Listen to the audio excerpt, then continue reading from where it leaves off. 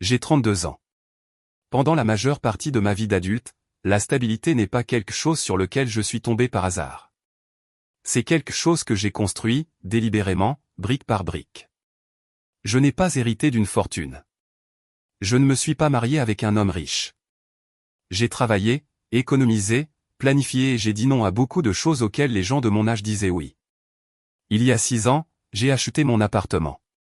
Un 3 pièces aux lignes épurées, dans un immeuble calme d'un bon arrondissement de Paris, où les gens hochent poliment la tête mais ne posent pas de questions indiscrètes. Je me souviens exactement de la sensation que j'ai eue en me tenant dans le salon vide le jour où l'on m'a remis les clés. Mes pas résonnant contre les murs nus, la lumière du soleil traversant le parquet encore brut. Cela ne ressemblait pas à du luxe. Cela ressemblait à du contrôle. 3 ans plus tard, après des remboursements agressifs et un petit héritage de mon grand-père, le crédit immobilier était remboursé, intégralement. Plus de banques, plus de propriétaires, personne pour me dire ce que je devais ou quand je le devais. Ce n'était pas juste un endroit où vivre. C'était la preuve que je pouvais m'assumer seul. C'est alors que j'ai rencontré Nathan Rowe. Nous nous sommes rencontrés lors du dîner d'anniversaire d'un ami, dans l'un de ces restaurants parisiens bondés et bruyants où les conversations se chevauchent et où les gens parlent plus avec leurs mains qu'avec leur bouche. Nathan avait une assurance tranquille, pas accent grave-l'œil, pas bruyante, juste à l'aise dans ses baskets. Il posait des questions réfléchies. Il se souvenait de mes réponses.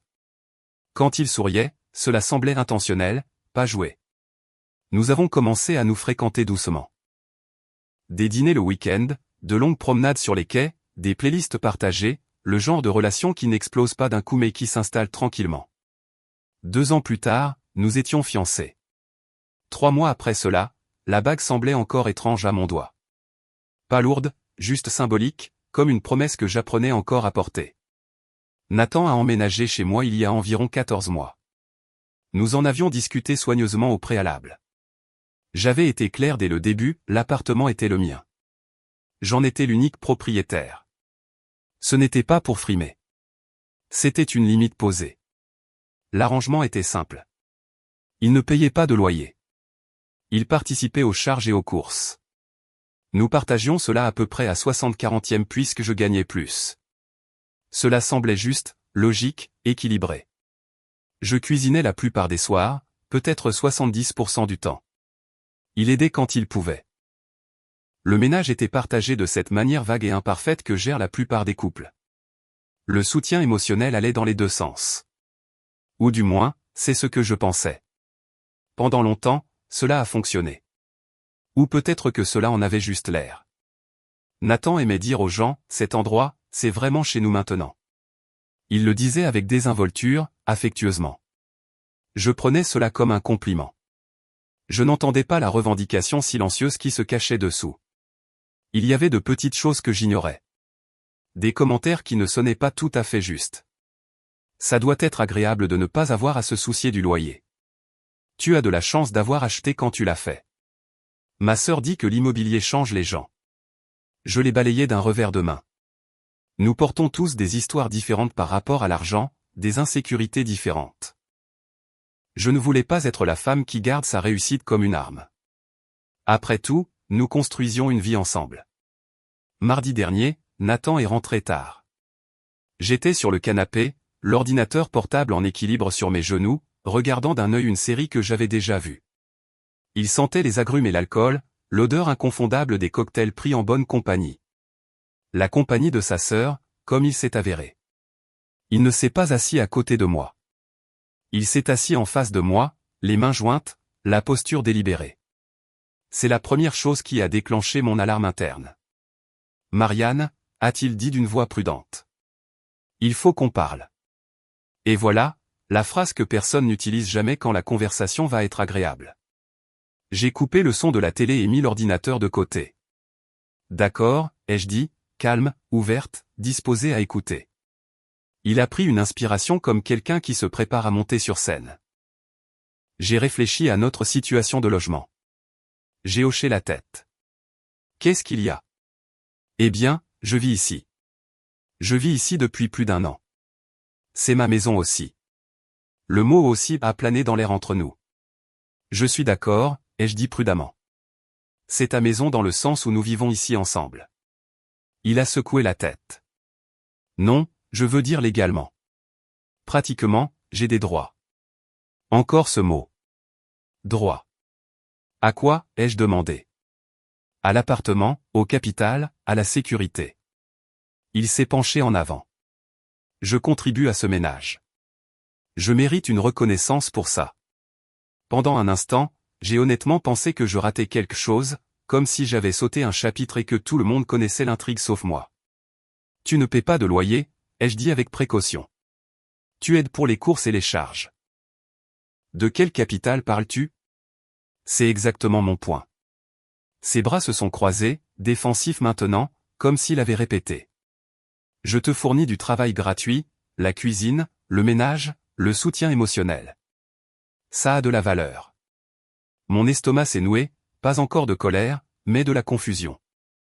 Je fais la plupart de la cuisine, ai-je dit. Et le soutien émotionnel fait partie d'une relation de couple. Il n'a pas scié. J'ai décidé que je te facturais un loyer maintenant, a-t-il dit. 800 € par mois. C'est juste. J'ai ri. Je ne voulais pas. C'est juste sorti, léger et incrédule. Puis j'ai vu son visage. Il ne plaisantait pas, je suis sérieux, a-t-il dit. Ma sœur dit que je subventionne fondamentalement ton mode de vie en ne demandant pas de compensation pour mes contributions. Tu devrais me payer pour le privilège de vivre avec moi. La pièce a semblé soudainement plus petite. Tu veux, ai-je dit lentement, que je te paie 800 € par mois pour vivre dans mon propre appartement? Oui, a-t-il dit sans hésitation. C'est juste. Je l'ai fixé, essayant de concilier l'homme que je croyais connaître avec celui qui était assis en face de moi. C'est notre appartement maintenant, a-t-il ajouté. Je vis ici. J'ai des droits. Quelque chose en moi est devenu très calme. Intéressant, ai-je dit finalement. J'ai pris mon téléphone et j'ai tapé une ligne. Pas de texto, pas de discours, juste une note. Il veut des règles. Je vais devoir y réfléchir.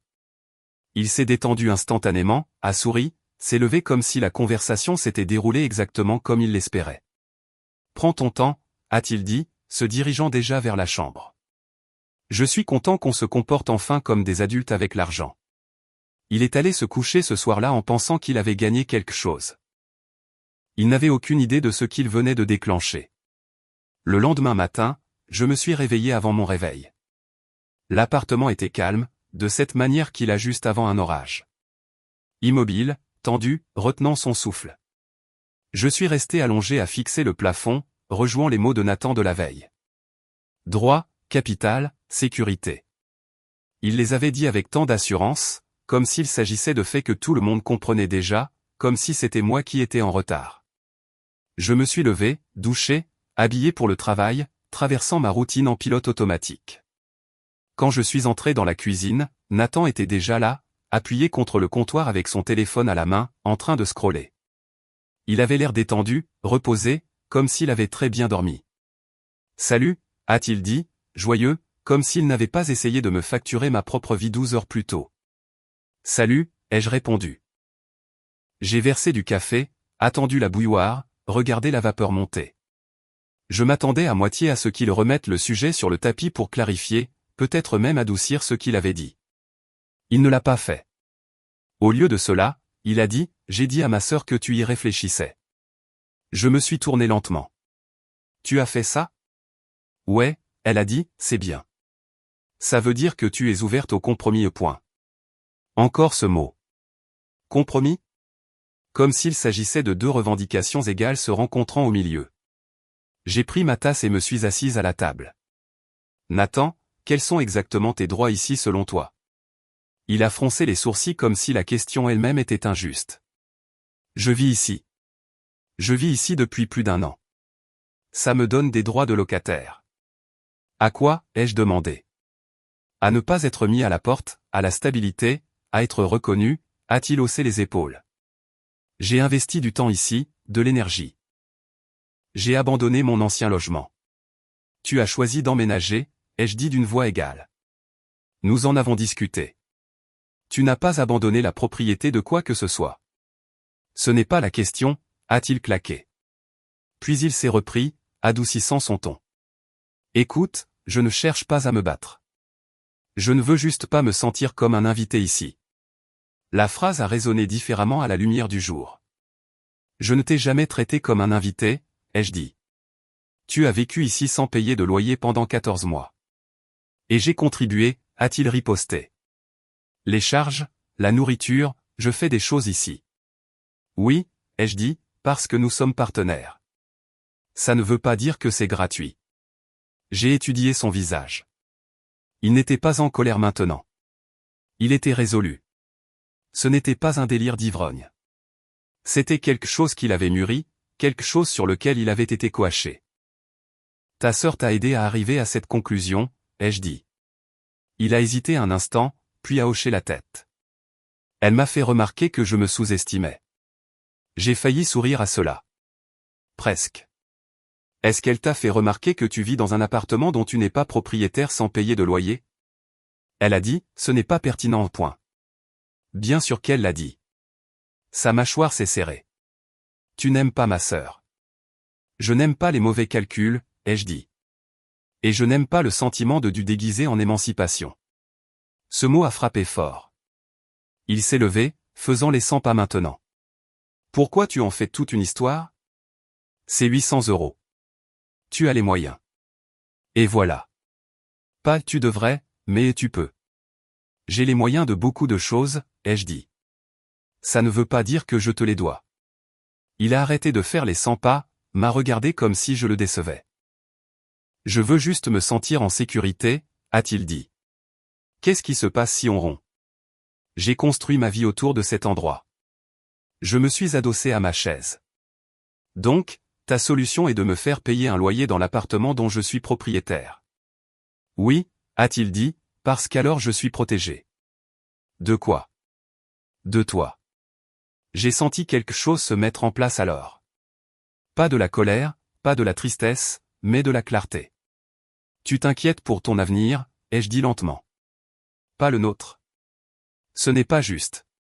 C'est précis, ai-je corrigé. Si nous construisions un avenir ensemble, tu n'essaierais pas d'établir une dynamique propriétaire-locataire au sein d'une relation. Il a croisé les bras à nouveau. Même posture que la veille. Défensif. J'ai des droits, a-t-il répété. Tu ne peux pas juste ignorer ça. J'ai hoché la tête. Tu as raison. Son expression s'est adoucie juste un peu. Je suis content que tu le vois, a-t-il dit. Oh, je le vois, ai-je répondu, attrapant mon téléphone à nouveau. Tu voulais de la reconnaissance, une structure, des conditions. Il me regardait maintenant, mal à l'aise. Tu n'as pas besoin de rendre ça compliqué. Tu l'as déjà fait, ai-je dit. Je ne fais que répondre. Je me suis levé, j'ai rassemblé mes affaires et je me suis dirigé vers la porte. On parlera ce soir, ai-je dit. J'aurai quelque chose de concret pour toi. Ses épaules se sont détendues. Il a souri, soulagé, certain. Bien, a-t-il dit. Je savais que tu finirais par comprendre. Alors que je sortais dans le couloir, la porte se refermant doucement derrière moi, j'ai réalisé quelque chose de glaçant. Nathan n'essayait plus d'être mon partenaire. Il essayait d'être mon créancier, et il n'avait aucune idée à quel point il m'avait mal jugé. Le temps d'arriver au travail, mes sentiments s'étaient déjà tus. La partie de moi qui argumente, espère, négocie. Ce qui a pris sa place était simple. Je voulais la vérité sur papier. J'ai passé la journée à faire mon travail, répondre aux emails, assister à des réunions, sourire au bon moment. Mais sous tout cela, mon esprit travaillait régulièrement comme une machine qui chauffe. Au déjeuner, je suis sorti et j'ai passé un appel. Salut, ai-je dit quand il a décroché. C'est Marianne. Mon ami Alex avait une année d'avance sur moi à la fac, spécialisé en droit immobilier. Nous étions restés proches de cette façon simple que font les adultes. Des textos pour les fêtes, des dîners occasionnels, le genre d'amitié qui n'a pas besoin d'entretien pour tenir. Quoi de neuf, a-t-il demandé. Tu as l'air calme. C'est généralement mauvais signe pour quelqu'un. J'ai expiré. Question hypothétique. Bien sûr. Si tu possèdes un bien immobilier en pleine propriété, ai-je dit. Et que ton partenaire vit avec toi sans bail. Quel droit a-t-il réellement? Il n'a pas répondu tout de suite. Je pouvais entendre le sourire dans son silence. D'accord, a-t-il dit finalement. Qu'est-ce qu'il a fait? Je lui ai donné la version courte, la demande, les 800 €. Le mot au droit lancé comme une formule magique. Alex a ri, pas un gloussement. Un rire plein et incrédule qui a duré assez longtemps pour que j'éloigne le téléphone de mon oreille.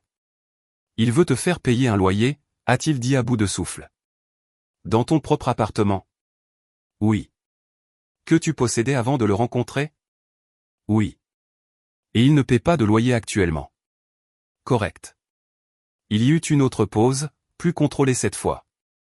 C'est créatif. Donc, ai-je dit, quelles sont mes options? Eh bien, a répondu Alex, passant en mode professionnel. Pour l'instant, c'est ce qu'on appelle un occupant à titre gratuit. Pas de bail, pas de propriété. Il a certaines protections, ce qui signifie que tu ne peux pas jeter ses affaires à la rue demain, mais c'est à peu près tout. Et s'il veut en faire un arrangement commercial, ai-je demandé. Alex a gloussé à nouveau. Alors tu peux absolument en faire un arrangement commercial. Je me suis appuyé contre le mur de briques à l'extérieur de mon bureau. C'est-à-dire un vrai bail d'habitation, loyer au prix du marché, premier mois, dépôt de garantie, conditions claires, limites claires. Il a fait une pause. S'il veut les règles propriétaires-locataires, il doit vivre selon les règles propriétaires-locataires. J'ai souri pour la première fois de la journée. C'est légal? Complètement, a-t-il dit. Tant que c'est fait correctement et honnêtement. S'il réclame déjà des droits, c'est peut-être la façon la plus propre de gérer ça. Tu peux rédiger quelque chose, ai-je demandé. Pour quand tu le veux. Aujourd'hui, ai-je dit. Envoie-moi l'adresse et les détails, a-t-il répondu. J'aurai un bail d'ici cet après-midi. Quand j'ai raccroché, je ne me sentais pas vindicative. Je me sentais concentré. Ce n'était pas une vengeance. C'était un alignement. Nathan avait recadré notre relation comme une transaction. Il avait réduit 2 ans de vie commune à un tableau Excel de contributions perçues. Il voulait des chiffres. Très bien, je allais lui donner des chiffres. Ce soir-là, quand je suis rentré, il était dans la cuisine en train de mixer un smoothie, écouteurs sur les oreilles, fredonnant pour lui-même. Il avait l'air à l'aise, comme un homme qui croyait que le sol sous ses pieds était solide. « Salut », a-t-il dit en retirant un écouteur. « Bonne journée. »« Productive », ai-je répondu. Il a souri. « Je t'avais dit qu'on trouverait une solution. » Je n'ai pas répondu. J'ai posé mon sac, je suis passé devant lui et je me suis enfermé dans la chambre avec mon ordinateur portable. Le bail est arrivé à 16h37. Bam. Je l'ai lu attentivement 2 fois. T3, annonce comparable citée, loyer du marché fixé à 3 200 € par mois, environ, disons 3 000 € pour le contexte français. En fait, un peu en dessous de ce que des unités similaires dans l'immeuble louaient. Premier mois, dépôt de garantie standard, propre, légal, sans émotion, exactement ce qu'il avait demandé. 3 jours plus tard, vendredi soir, je me suis assuré que tout était en place. Nathan était à nouveau dans la cuisine, cette fois en train de rincer des fruits à l'évier. J'étais dans la salle de bain, porte fermée, écoutant. Pile à l'heure. La sonnette a retenti. Nathan, ai-je appelé avec désinvolture. Tu peux ouvrir? Ouais, a-t-il dit en bougeant déjà. Je suis sorti juste au moment où il ouvrait la porte. Un homme en veste soignée se tenait là, tenant un dossier. Fin de cinquantaine, sourire poli, posture professionnelle. Un huissier de justice. Monsieur Nathan Rowe, a demandé l'homme. Oui. Vous êtes signifié. Les mots ont flotté dans l'air comme un verre qui tombe. Nathan a fixé le dossier, confus. Puis il l'a pris lentement comme s'il pouvait le mordre. Je suis entré dans le couloir, une serviette drapée sur mon bras. Qu'est-ce que c'est, m'a-t-il demandé, l'ouvrant déjà. Il a lu la première page, puis la seconde. La couleur a quitté son visage en temps réel. Sa voix a craqué. C'est un bail de location. Oui, ai-je dit. C'en est un. Tu me factures 3 000 € par mois. Ses mains ont commencé à trembler. Ça ne peut pas être vrai.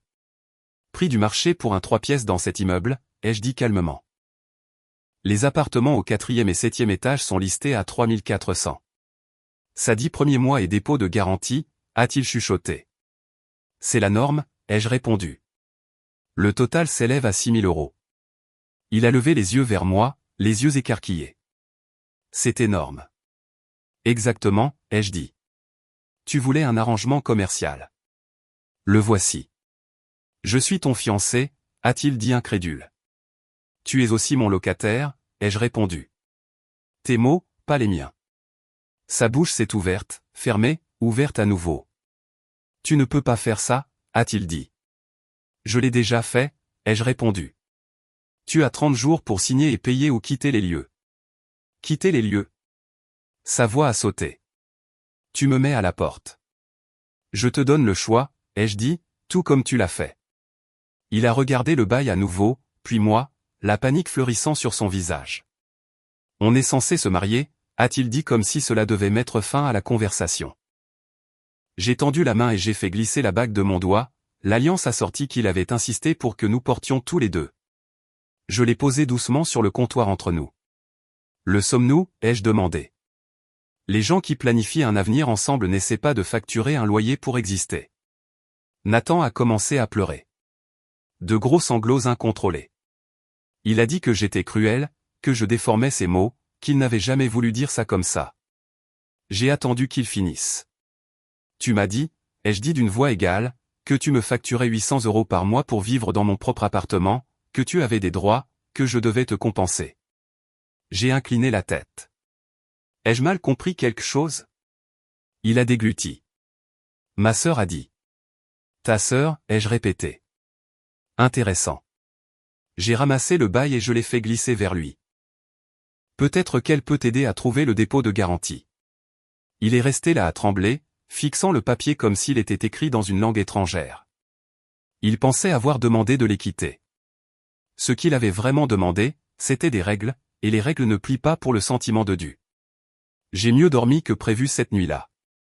Pas paisiblement, mais de manière décisive, comme si mon corps comprenait avant mon cœur que quelque chose d'irréversible s'était déjà produit. Nathan n'a pas dormi du tout. Je le savais parce que j'entendais ses pas faire craquer doucement le parquet du couloir, le frigo s'ouvrir et se fermer. À un moment donné vers 3 heures du matin, il s'est tenu devant la porte de la chambre et n'a pas frappé. Il est juste resté là à respirer comme s'il attendait que je le sauve des conséquences qu'il avait invitées. Je ne l'ai pas fait. Le samedi matin, l'appartement semblait encombré de tension. L'air lui-même semblait plus épais, comme si chaque surface écoutait. Je faisais du café quand mon téléphone a vibré. Maman, Nathan, appelle-moi. Ça doit s'arrêter. J'ai fixé l'écran un long moment avant de poser le téléphone face contre le comptoir. 10 minutes plus tard, la sonnette a retenti. Je n'avais pas besoin de regarder par le Judas pour savoir qui c'était. Quand j'ai ouvert la porte, j'ai été accueilli par ce qui ne pouvait être décrit que comme une arrivée coordonnée. La mère de Nathan se tenait au centre, les lèvres serrées, le sac à main serré comme une armure. À sa gauche se trouvait sa sœur, la même sœur dont les conseils avaient apparemment fait exploser mes fiançailles. Bras croisés, yeux déjà hostiles. Derrière elle planait son ami de longue date de la fac, celui qui avait porté un toast à notre fête de fiançailles avec une blague sur le fait d'avoir enfin verrouillé une propriétaire. Ils n'ont pas attendu d'invitation. Il faut qu'on parle, a dit sa mère, passant devant moi pour entrer dans l'appartement. Je vous en prie, ai-je répondu d'une voix égale, fermant la porte derrière eux. Faites comme chez vous dans mon appartement. Sa sœur m'a lancé un regard assez tranchant pour couper du verre. Ne sois pas suffisante. Je ne le suis pas, ai-je dit, je suis précise. Ils ont pris place dans le salon comme un panel de juges. Nathan était déjà là, toujours en pyjama, les yeux rouges, la posture effondrée. Il n'a pas levé les yeux quand je suis entré. Sa mère a parlé la première. Cette histoire de bail doit cesser, a-t-elle dit. Tu es mesquine et vindicative. J'ai posé mon café soigneusement. Mesquine, c'est se disputer pour la vaisselle. Vindicative, c'est de la vengeance. Ceci est une réponse. Tu le punis, a claqué sa sœur. Pour avoir essayé de se protéger? En me facturant un loyer dans l'appartement dont je suis propriétaire, ai-je demandé. Que j'ai payé des années avant de le rencontrer? Il établissait une sécurité financière, a-t-elle insisté. Vous, les femmes, voulez toujours que les hommes soient dépendants de vous. J'ai cligné des yeux. C'est une interprétation impressionnante, ai-je dit, surtout considérant qu'il vit ici sans payer de loyer. Il contribue, a-t-elle dit sèchement. Oui, ai-je répondu. Environ 200 € par mois en charge et peut-être 3 cents en course. J'ai fait une pause, puis j'ai continué calmement. Cela fait environ 500 par mois pendant 14 mois.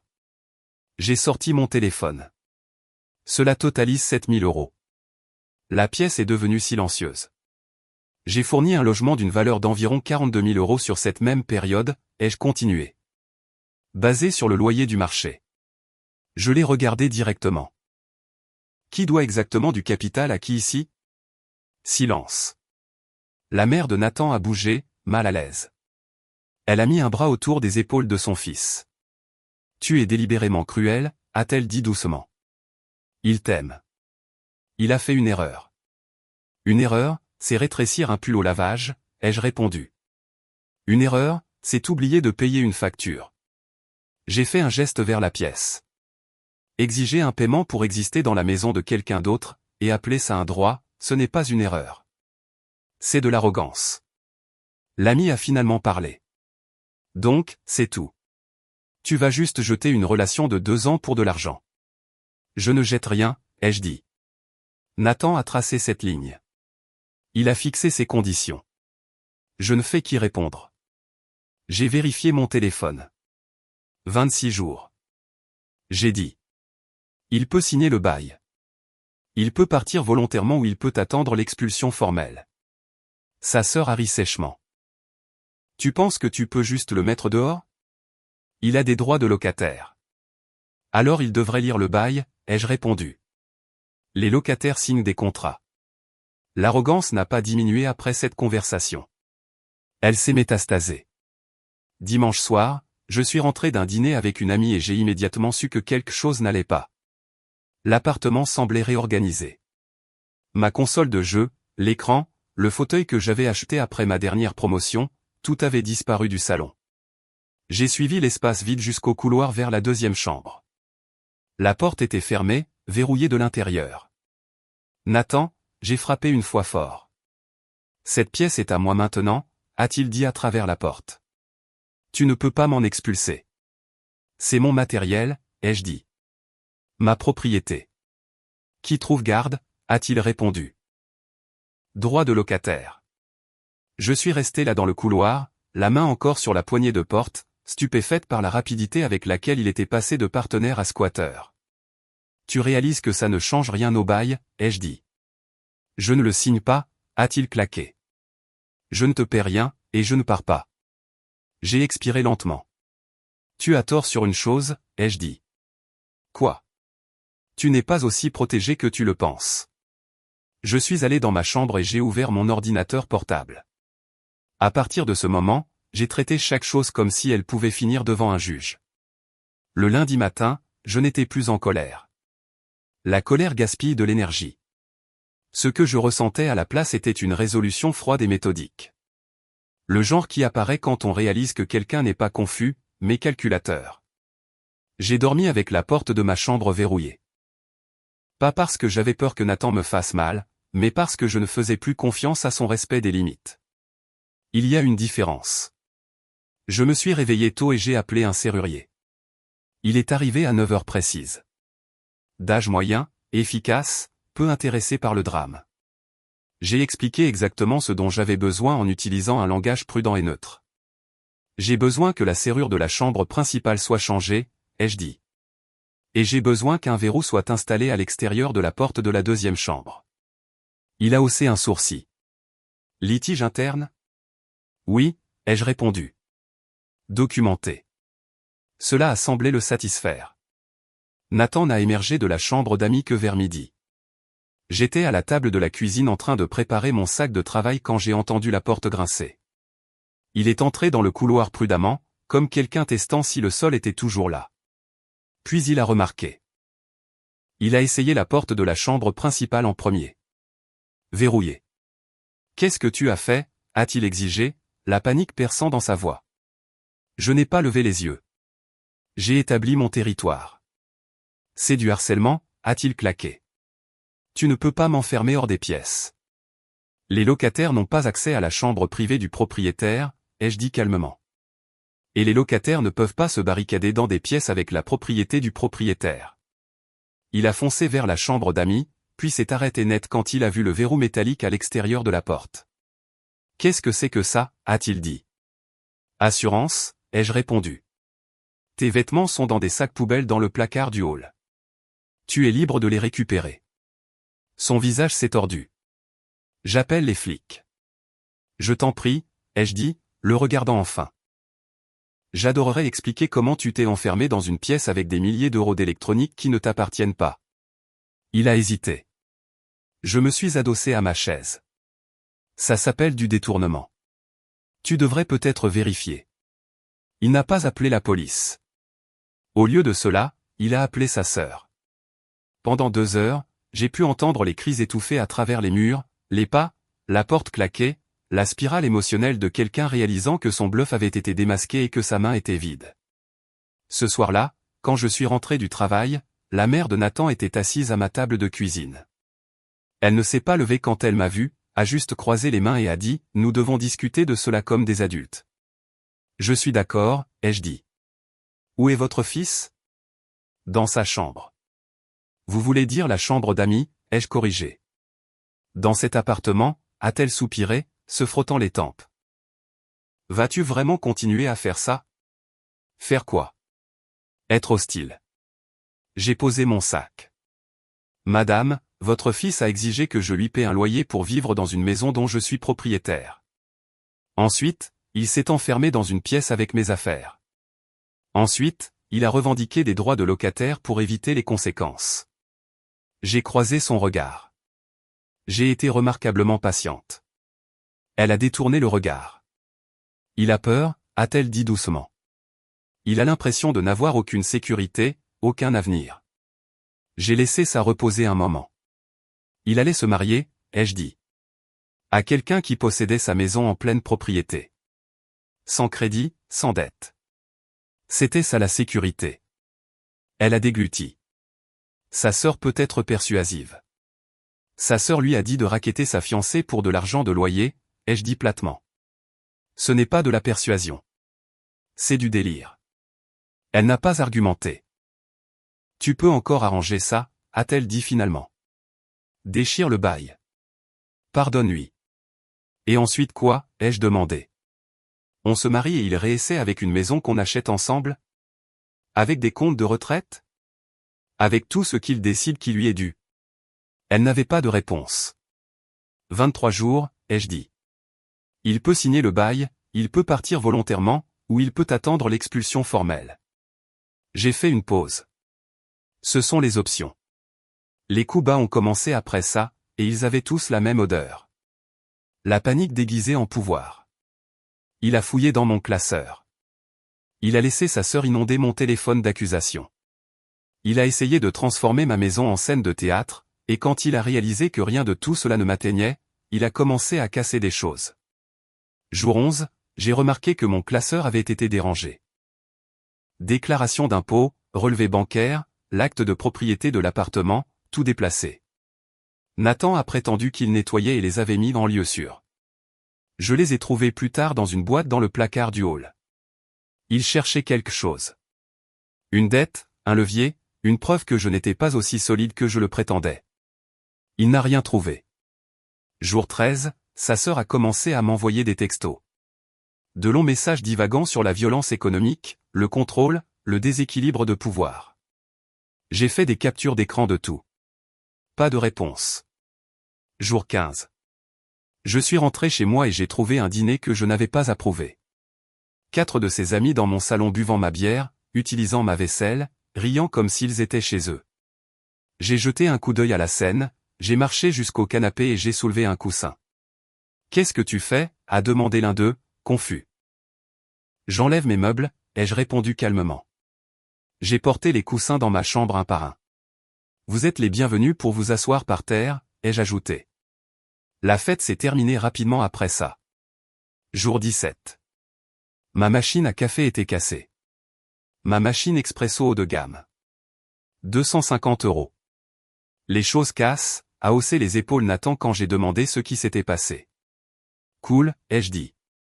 Je l'ajouterai à ta note. Quelle note? Le total courant, ai-je répondu. Nous sommes à 37 800 en équité de logement non gagné plus 250. Son visage est devenu blanc. Dois-je continuer, ai-je demandé. Il n'a pas répondu. L'échéance approchait, et cette fois il n'y aurait pas de malentendu. Au début de la 3e semaine, l'appartement ne ressemblait plus à un foyer. Cela ressemblait à un compte à rebours. Chaque interaction avec Nathan s'était réduite à la logistique.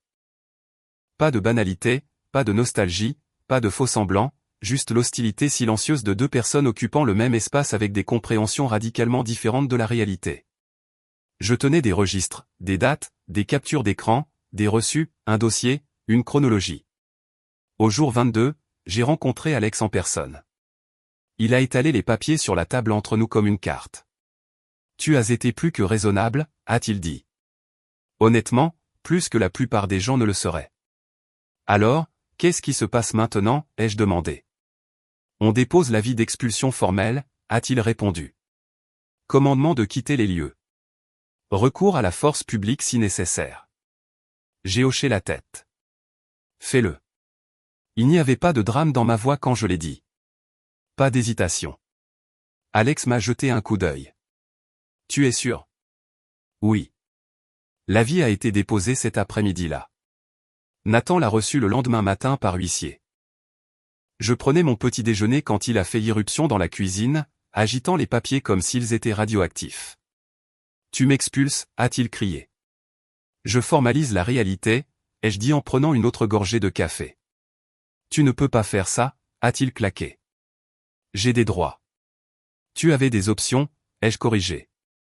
Tu n'en as choisi aucune. Il faisait les 100 pas, passant ses mains dans ses cheveux.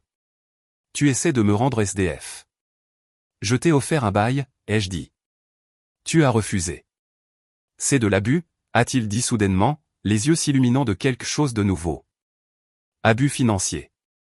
Abus émotionnel. J'ai posé ma tasse.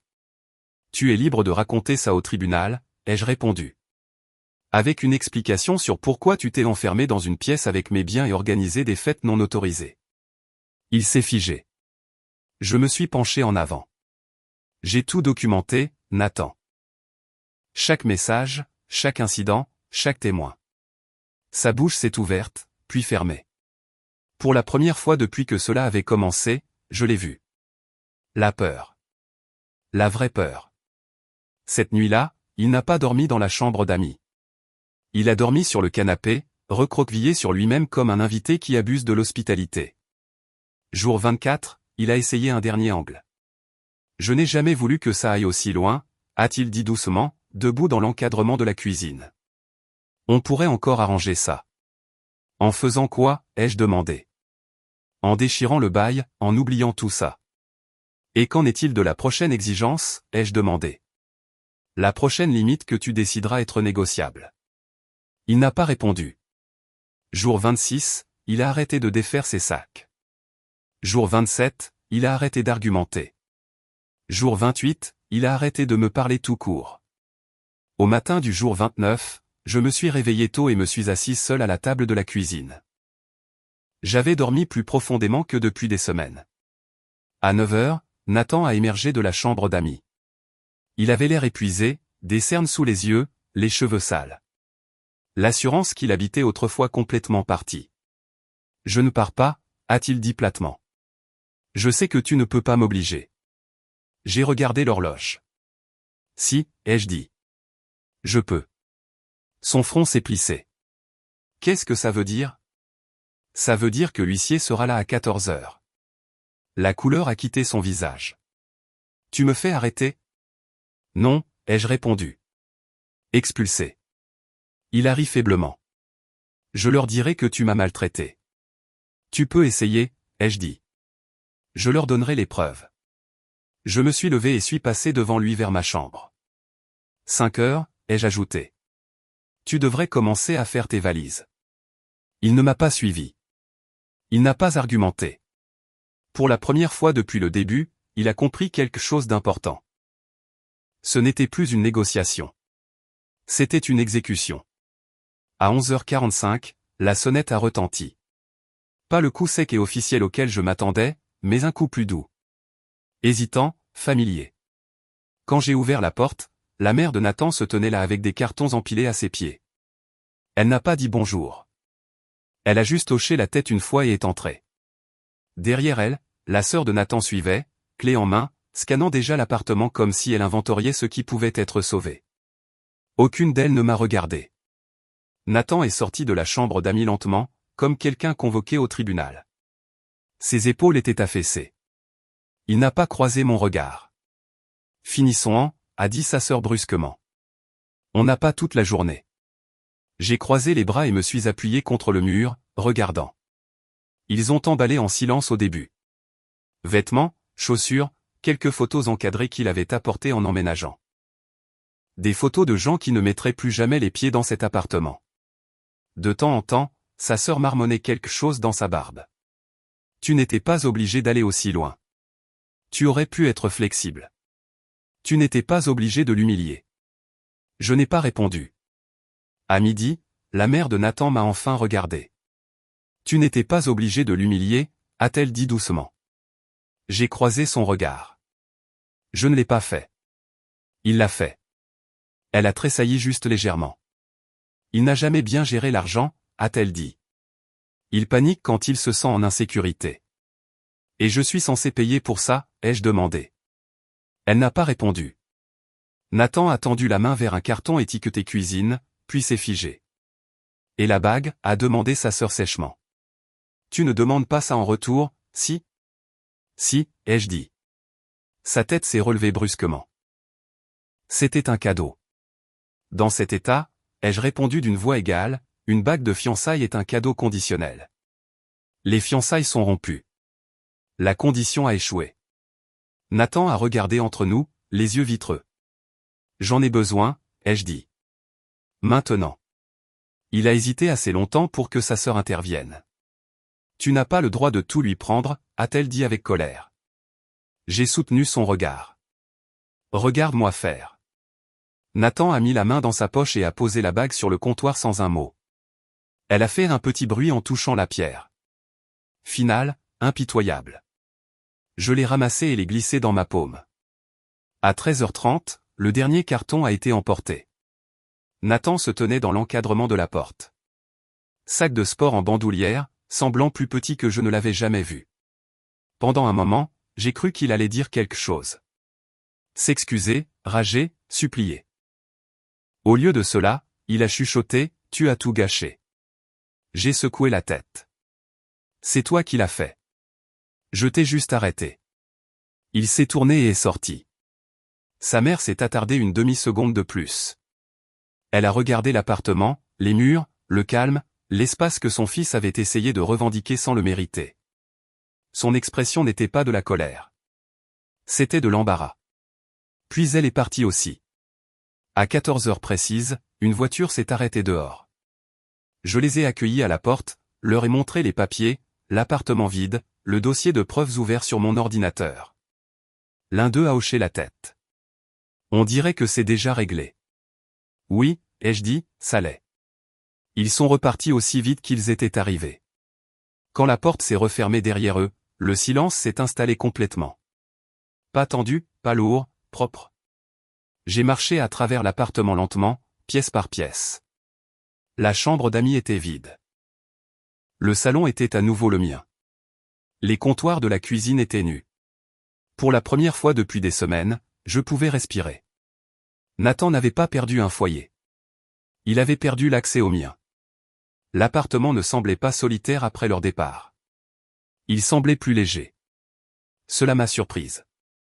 Je suis resté dans l'embrasure de la porte longtemps après que la dernière voiture se soit éloignée, écoutant le bourdonnement de l'immeuble, les pas de quelqu'un au-dessus de moi, une porte se fermant dans le couloir, le bruit lointain de la circulation dehors, des bruits ordinaires, la vie qui continue. Le genre de son qu'on ne remarque pas quand le chaos est bruyant. J'ai verrouillé la porte, tourné le verrou, puis vérifié à nouveau. Pas par peur, par habitude, par finalité. La bague était posée sur le comptoir de la cuisine là où je l'avais laissée, accrochant la lumière de l'après-midi. Je ne l'ai pas ramassée tout de suite. Je l'ai laissée là, un objet dépouillé de sa promesse, réduit à du métal et de la pierre. Plus tard, je l'ai mise dans une petite boîte et l'ai glissée dans un tiroir, hors de vue, mais pas hors de l'esprit, juste contenu. Les premiers jours ont été étranges de manière silencieuse. Je me surprenais à attraper 2 tasses au lieu d'une, à faire une pause avant de démarrer la machine à café qui n'était plus là, à remarquer l'absence de ses chaussures près de la porte, de sa veste sur la chaise, de sa voix remplissant l'espace avec des opinions que je n'avais pas demandées.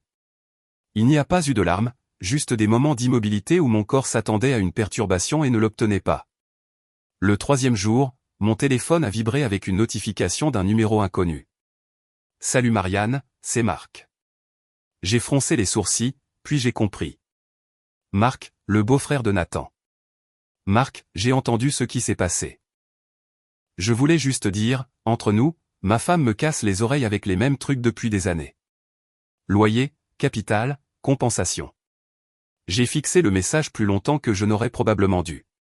Marc, si jamais elle essayait pour de vrai, je ferais exactement ce que tu as fait. Tu n'avais pas tort.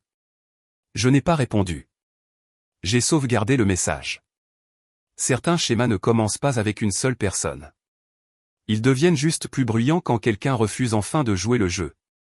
Une semaine plus tard, une enveloppe recommandée est arrivée. À l'intérieur se trouvait la bague de fiançailles soigneusement emballée dans du papier de soie. Une note courte de l'avocat de Nathan confirmait ce que je savais déjà. Cadeau conditionnel. Fiançailles rompues. Objet retourné.